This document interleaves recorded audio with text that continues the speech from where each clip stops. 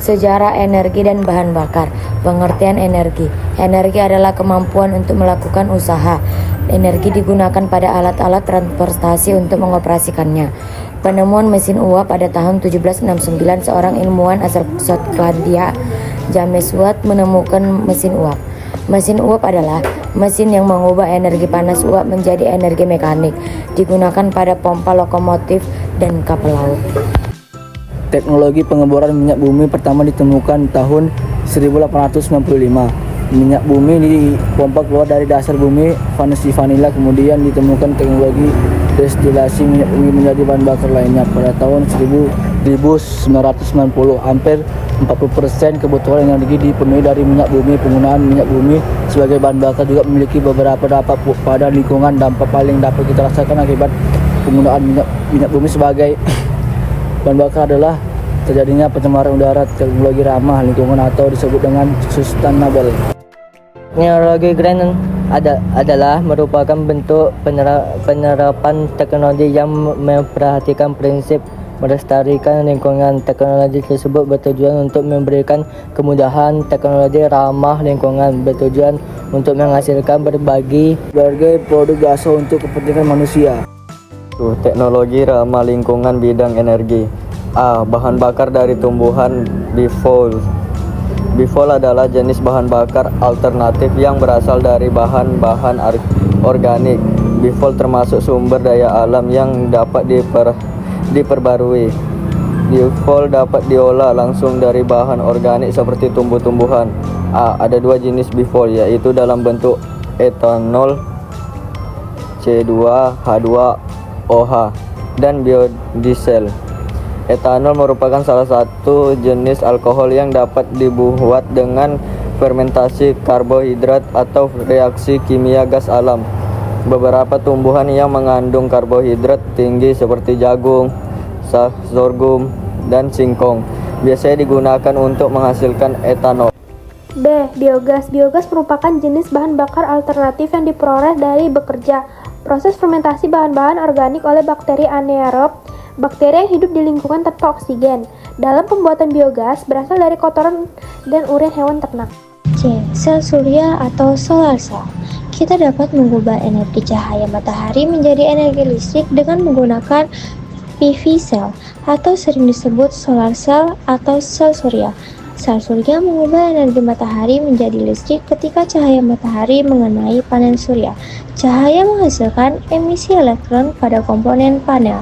Elektron ini kemudian dihubungkan dengan sistem tertentu sehingga dihasilkan listrik. Selanjutnya, listrik ini dialirkan dan disimpan pada baterai sehingga dapat digunakan pada saat mendung atau malam hari. Panel surya memiliki beberapa keunggulan, di antaranya tidak menghasilkan emisi gas rumah kaca, maupun menghasilkan energi cukup besar dan mudah dipasang atau dipindahkan atau dikembangkan. Meskipun memiliki banyak keunggulan, panel surya juga memiliki beberapa kekurangan, di antaranya adalah membutuhkan sistem penyimpanan listrik dan komponen pada panel. D. Pembangkit listrik tenaga air atau hidropower. Tenaga air atau hidropower menggunakan energi gerak atau energi kinetik dari aliran air untuk menghasilkan listrik. Siklus air dari hidropower diawali dengan proses evaporasi atau penguapan air yang kemudian membentuk awan dan hujan. Air hujan yang terdapat pada daratan tinggi selanjutnya mengalir ke daerah yang lebih rendah melalui sungai. Cara yang paling umum untuk memanfaatkan hidropower ini yaitu dengan membangun dan membendung sungai besar untuk membentuk tempat penampungan air. Air yang dibendung dialirkan melalui suatu pipa besar dengan debit atau lajur tertentu untuk memutar turbin generator yang akan menghasilkan listrik. Secara umum, alat pembangkit listrik tenaga air terdiri atas generator dan turbin. Pembangkit listrik tenaga pasang surut air laut dan ombak atau ocean power. Saat ini masih sedikit negara yang menerapkan teknologi ini. Pembangkit listrik tersebut berada di Prancis. Hal ini disebabkan pembangunan teknologi ini membutuhkan biaya yang sangat besar. Alat mudah rusak akibat korosi oleh air laut atau badai. Dan di dunia hanya sedikit daerah yang cocok untuk dibangun teknologi ini. F. Pembangkit listrik tenaga angin atau wind power. Ada dua jenis pembangkit listrik tenaga angin yang saat ini dikembangkan, yaitu pembangkit listrik tenaga angin yang dibangun di daratan dan yang dibangun di pantai, seperti tampak pada gambar di sini.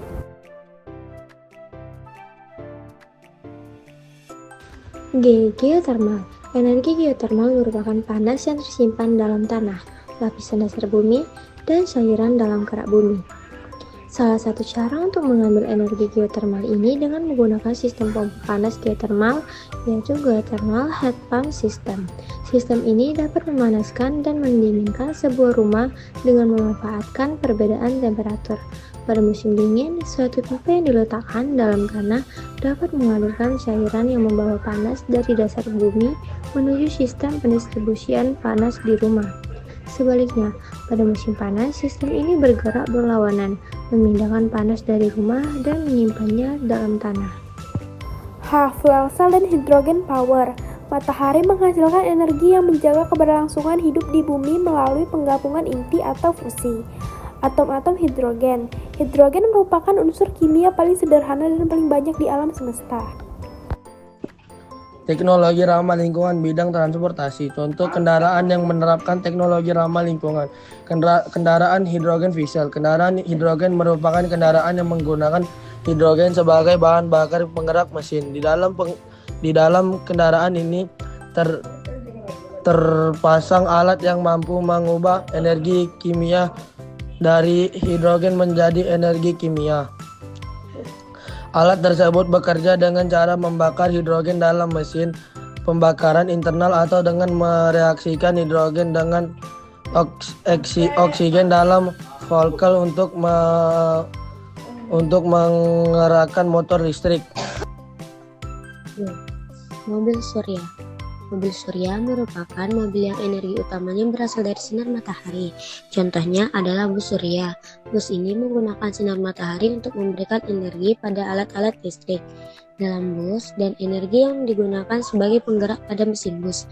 Bertujuan untuk mengembangkan alat transportasi yang ramah lingkungan. Negara yang pertama kali menerapkan bus surya ini yaitu Australia, tepatnya di kota Adelaide. Mobil listrik atau electric car.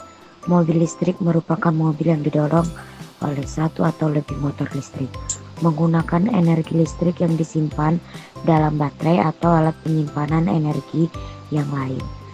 Mobil listrik ini pertama kali dibuat pada tahun 1884 oleh seorang berkebangsaan Inggris, Thomas Parker.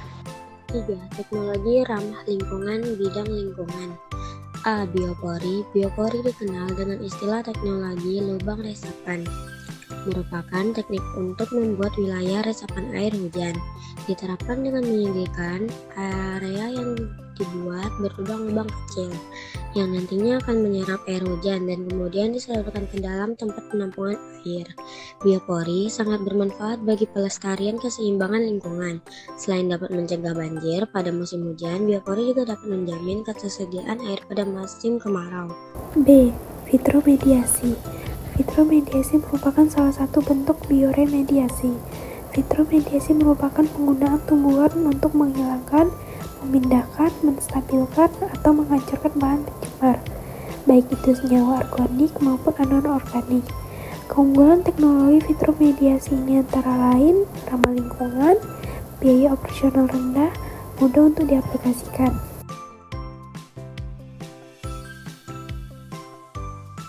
C. Toilet pengompos. Composting toilet merupakan toilet kering yang menggunakan proses secara aerob untuk menghancurkan atau mendekomposisi fases yang dihasilkan manusia. Toilet ini biasanya ditambah dengan campuran serbuk gergaji, sabut kelapa, atau lumut tertentu untuk membantu proses aerob menyerap air dan mengurangi bau. Permulaan air water. Percobaan mengenai permulaan air pertama dilakukan pada abad ke-17. Sir Francis Bacon mencoba untuk mengambil garam dalam air laut melalui saringan pasir. Permulaan air merupakan suatu proses penghilangan zat-zat kimia.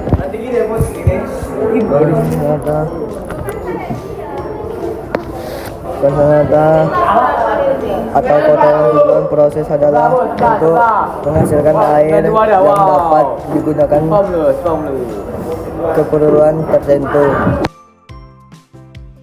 Air atau water purification. Percobaan mengenai pemurnian air pertama kali dilakukan pada abad ke-17. Sir Francis Bacon mencoba untuk mengambil garam dari air laut melalui salinan pasir. Pemurnian air merupakan kontaminan biologis, partikel-partikel padat dan gas-gas dari air yang terkontaminasi atau kotor. Tujuan dari proses ini adalah untuk menghasilkan air yang dapat digunakan untuk keperluan tertentu. Teknologi ramah lingkungan bidang industri. A. Biopulping. Biopulping adalah teknologi ramah lingkungan yang terinspirasi dari proses pelapukan kayu dan sampah tanaman oleh mikroorganisme. Proses pelapukan dilakukan secara alami oleh beberapa jenis mikrob dan jamur, sehingga sampah dari pohon-pohon yang telah mati akan kembali diserap oleh alam secara alami. Contoh mikroorganisme yang digunakan yaitu jenis kapang, Plabiae subseriles, dan Ceriforiasis subformispora. C. Perilaku hemat energi dalam keseharian. 1. Memudayakan penggunaan sepeda atau berjalan kaki untuk kegiatan sehari-hari. 2. Mematikan kendaraan jika sedang tidak digunakan dan jangan terlalu lama menyalakan kendaraan ketika akan digunakan. 3. Mematikan lampu saat tidur dan siang hari.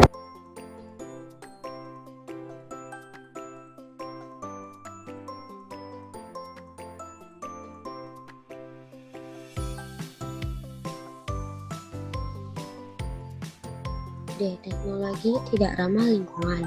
Beberapa prinsip teknologi tidak ramah lingkungan diantaranya adalah teknologi tersebut menghasilkan sisa atau limbah yang dapat membahayakan lingkungan, dan sumber energi yang digunakan adalah sumber energi yang tidak dapat diperbarui. 1. Pengolahan minyak bumi. Minyak bumi dapat diolah untuk digunakan sebagai bahan baku aspal, pelumas, nafta, solar, minyak tanah, aftur, bensin, dan LPG. Penambangan minyak bumi jenis ini menghasilkan polusi udara berupa debu, uap, asap, dan bau yang menyelimuti daerah tambang. 2. Pengolahan batu bara. Batu bara merupakan bahan bakar fosil berbentuk padat yang terbentuk dari beberapa tahapan dan berasal dari tanaman yang terkubur 300-400 juta tahun lalu. Banyak pembangkit listrik yang menggunakan batu bara untuk menghasilkan listrik, termasuk di Indonesia. Batu bara merupakan bahan yang paling kotor di antara bahan bakar lainnya. Proses produksi batu bara telah merusak dan mencemari air dan udara karena terkandung banyak karbon dan sulfur.